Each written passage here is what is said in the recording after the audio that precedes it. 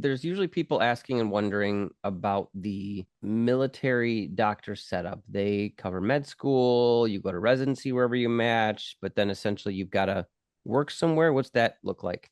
So the whole process, it was foreign to me. So we met as first years in medical school. So she was in already before we even got together. So I kind of married into her Hmm. choices, which is totally fine.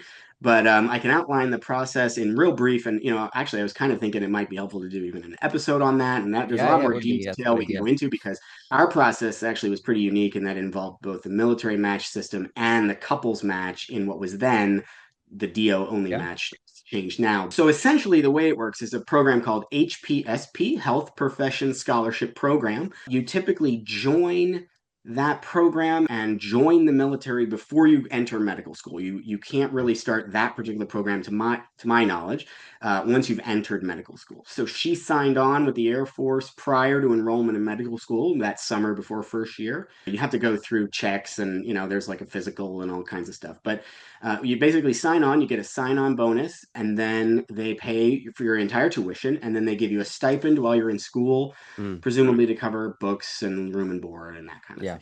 So then you Okay. pay back your 4 years of school. So you're in school 4 years. You're technically in the reserve during those 4 years in school. And then you enter the military match, which occurs in the fall. And the way it works basically is, and I'll speak for pediatrics again. So pediatrics say, and I'm making up numbers here, so bear with me, but say the military wants 10 pediatricians in in Hmm. so many years. They'll Hmm. say, okay, we'll allow 10 pediatricians, 10 medical students to be matching to peds. Yep. Well, the military maybe only has space to train five of them. Let's just, again, making up numbers. Well, those extra five, well, then what they'll get, that's called a civilian deferment. Those first five might match at one of the military pediatric sites, and then the Ah, extra that the military needs above their own ability to train, they'll allow a civilian deferment. And what that basically means is the military is giving you permission to enter the civilian match or the regular match. okay. Then you go and you do the exact same process you do as a regular medical student. You do your interviews and you go through the Interviews. regular Yep. match.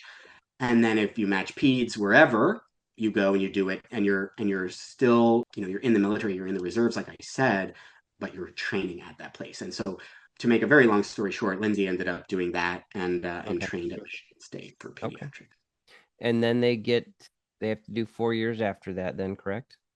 Yeah, so basically you're correct. So the active duty payback is year for year after residency. So when you're finishing up your residency, you meet with someone that's called the consultant, and that's kind of a fancy term, but basically Okay. they're the person in the, and again, Air Force, so I only speak for them, but you talk with this person who's the consultant. They manage the pediatrics placements worldwide. And Yep. so they say to you, okay, here are all the bases worldwide that we're going to have open for a pediatrician in your cycle. Yep. And then you rank those, and you rank, I think, I forget how many you put on your list, 20 or Okay. something Kind like of a that. similar matching process, so to speak. Yeah, similar, except the process is shrouded in even more mystery. Yeah. But they give credence to like time in service, if you've had prior time in service, all those kinds of things. Similar the well, I was talking before about the military match system. Hmm. If you want one of those civilian deferred spots as opposed to the military training site, obviously there's points in the military system, and that is if you have prior service, like if you were prior enlisted or something like that, Gotcha. you get more points basically. Okay. Anyway, So, then you make this wish list of sites, and then they tell you, hey, you're going wherever, and yep. that could be Germany, that could be Alaska in my case.